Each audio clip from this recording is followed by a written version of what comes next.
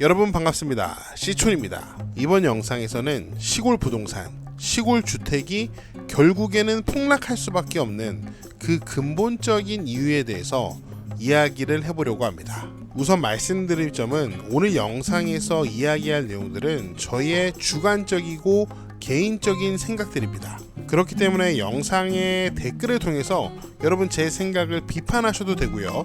여러분의 다양한 의견을 공유하셔도 됩니다. 물론 제 생각에 공감하시는 분들도 계실 겁니다. 물론 저도 강원도 평창 시골 주택에 살고 있습니다. 그럼에도 불구하고 제가 시골 주택에 살고 있음에도 불구하고 평균적으로 미래에 시골 주택 가격은 결국에는 폭락할 거라고 저는 생각합니다. 자, 그럼 우선 현재 시골에서 어떤 일이 발생하고 있는지 먼저 설명을 드리도록 하겠습니다. 여러분도 잘 아시다시피 시골에서 서울 수도권 중심으로 인구 이동이 지속적으로 발생하고 있습니다. 어떤 사람들이 시골에서 서울 수도권으로 이동을 하고 있을까요? 당연히 굉장히 젊은 세대들입니다. 주로 청년들이 시골에서 서울 수도권으로 이동을 하고 있죠. 일자리를 찾아서, 기회를 찾아서 젊은 청년들이 서울 수도권으로 이동하는 것은 굉장히 자연스러운 일입니다. 그러면 결국 시골에 누가 남게 되나요? 당연히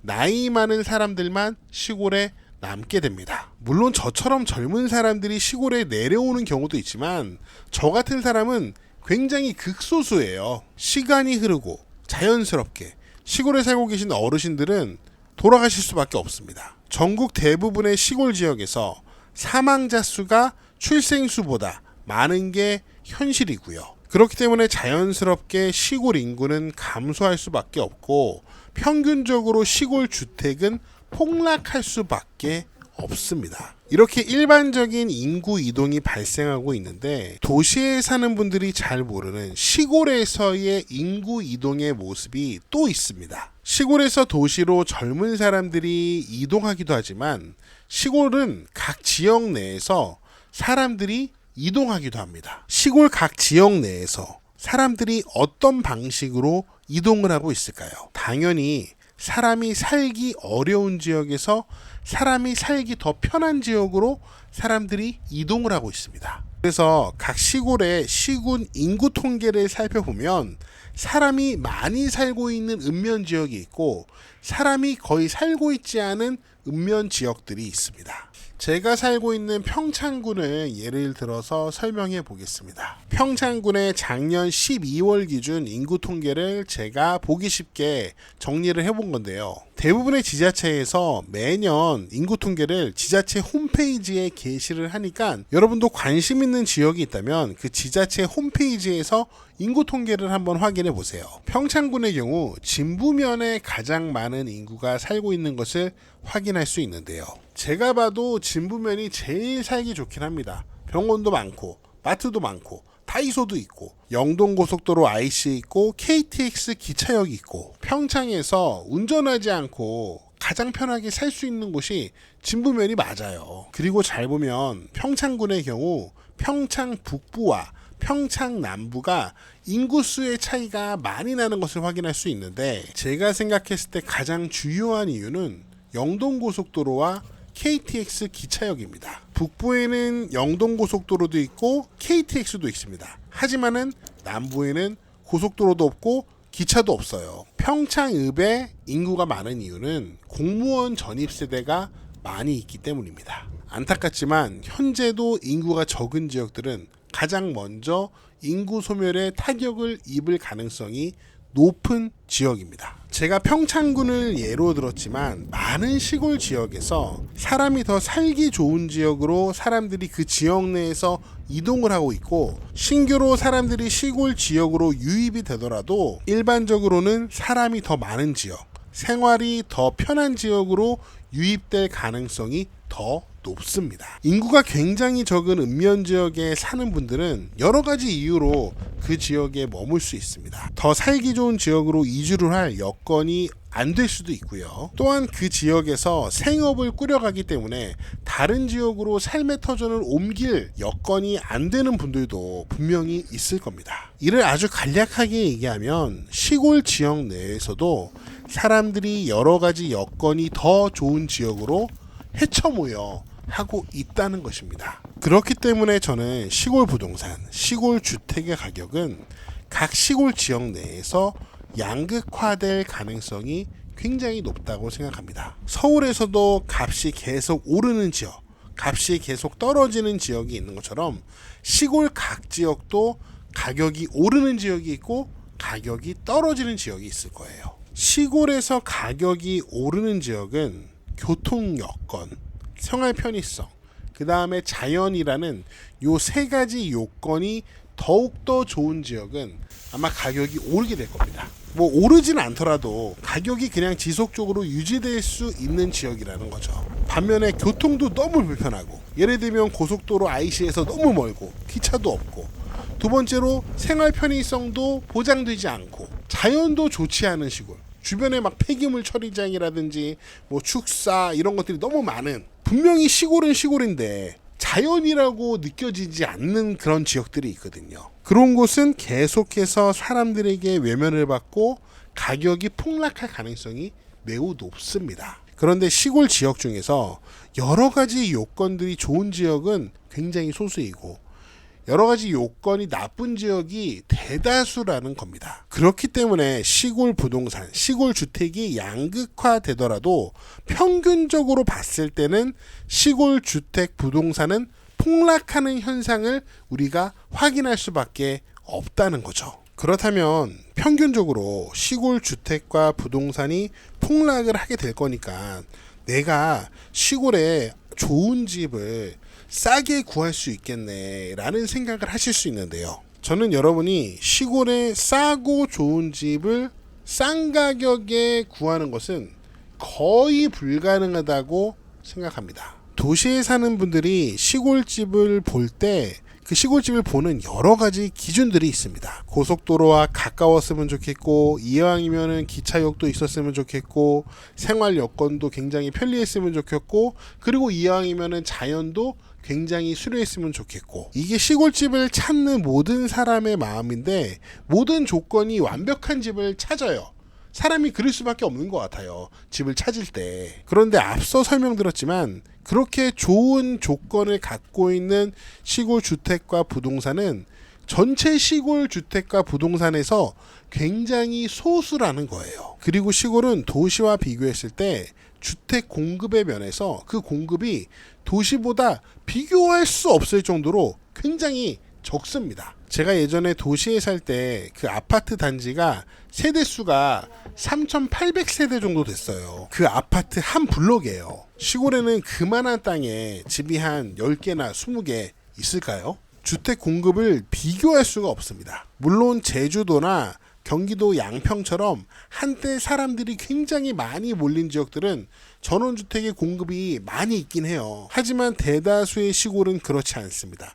주택 공급이 거의 없다고 보면 됩니다. 그렇기 때문에 여러분이 생각하는 여러 가지 조건이 굉장히 좋은 집을 싼 가격에 사는 것은 저는 불가능에 가깝다기보다는 아예 불가능하다고 생각합니다. 시골에 집을 보러 다녀보신 분들은 충분히 공감을 하실 거예요. 시골에 싼 집들 많이 있습니다. 그런데 그 싼 집을 공인중개사가 보여줘서 막상 가보면은 하나도 마음에 들지 않아요. 조금 마음에 든다 싶으면은 가격이 비싸거나, 조금 마음에 드는 동네가 있다 싶으면은 이미 사람들이 그 동네 땅을 다 사버렸습니다. 돈 있는 사람들이 이미 선점을 해버려서 땅을 살 수도 없어요. 그게 시골 부동산 매물의 현실입니다. 그런데 사람들은 보는 눈이 대부분 비슷합니다. 좋은 거는 대부분의 사람들이 다 알아보고요.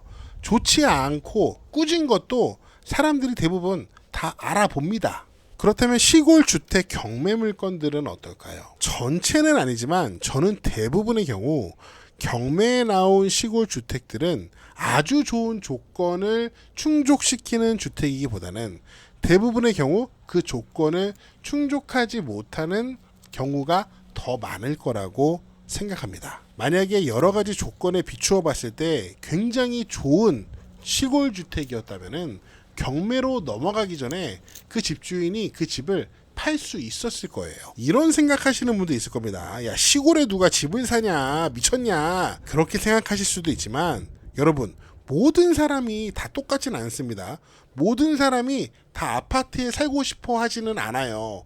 물론 아파트에 살고 싶어 하는 분들, 도시에 살고 싶어 하는 분들이 더 많은 건 사실이지만 저처럼 별종 시골에 살고 싶은 사람, 더 안락한 주택에 살고 싶은 사람도 분명히 소수지만 존재를 하거든요. 그래서 좋은 주택이 나오면은 그런 사람들이 여유가 있다면 다 낚아채갑니다. 그리고 앞서 설명드린 것처럼 시골에는 주택 공급 자체가 굉장히 제한적이기 때문에 여러 가지 조건에 비추어 봤을 때 좋은 주택은 경매로 넘어가기 전에 팔려요. 그렇기 때문에 경매를 통해서 좋은 시골 주택을 만날 가능성은 저는 굉장히 낮다라고 생각합니다. 이렇게 설명드리면 또 이런 말씀을 하실 분들이 계실 겁니다.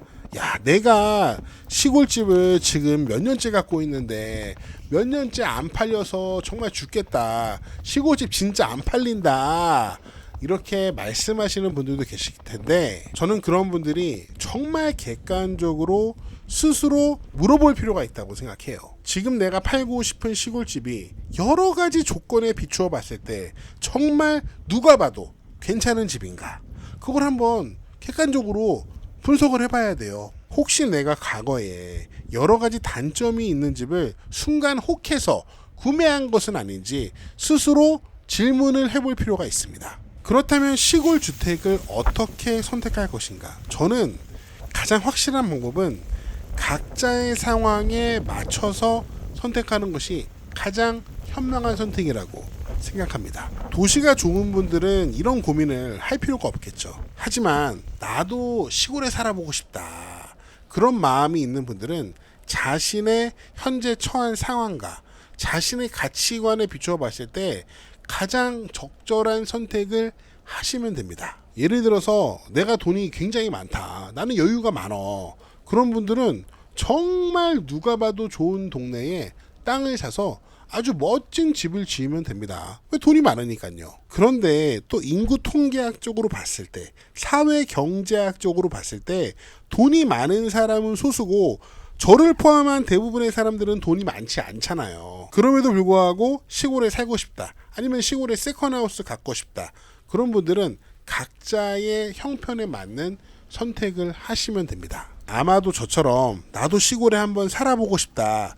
이런 생각을 하는 분들은 그 시골 주택을 투자의 관점에서 바라보진 않을 거예요. 저 역시 평창에 있는 제가 살고 있는 집을 살 때 무슨 투자의 관점으로 바라보지 않았어요. 어떻게 하면 내가 행복하게 살 수 있을까? 우리 아이들과 우리 가족들과 좀 더 행복하고 안락하게 살 수 있을까? 그것만 생각을 했거든요. 그리고 우리가 천년만년 삽니까? 젊은 저도 앞으로 길게 살아봤자 40년, 50년인데 죽을 때 무덤에 그 집을 가지고 갈 것처럼 그 집을 선택할 필요도 없습니다. 지금 제가 말하는 것도 저의 가치관의 일부인데 이런 식으로 각자 처한 상황과 가지고 있는 삶의 철학, 가치관에 맞춰서 적절한 집을 선택하면 됩니다. 그래서 이런 선택도 가능할 거예요. 예를 들면 현재 내가 경제적으로 풍요롭지 않다. 그런데 나는 시골에 살고 싶다. 그런 분들은 평균적으로 시골 주택이 폭락할 것이 거의 분명하기 때문에 여러 가지 조건에서 좀 불리한 지역들, 뭐 교통 여건도 불리하고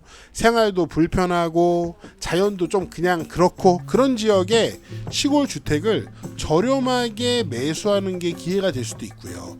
또 그런 집들이 경매에 많이 나오니까 그런 집들을 싸게 낙찰받는 것도 기회가 될 수도 있습니다. 네, 제가 준비한 내용은 여기까지입니다. 지금까지 아주 저의 개똥철학, 저만의 주관적인 생각이었는데요. 여러분은 어떻게 생각하시나요? 여러분의 다양한 의견을 댓글로 남겨주시고요. 저는 다음 영상에서 더 재미있고 유익한 내용으로 돌아오겠습니다. 여러분, 시촌 어게인!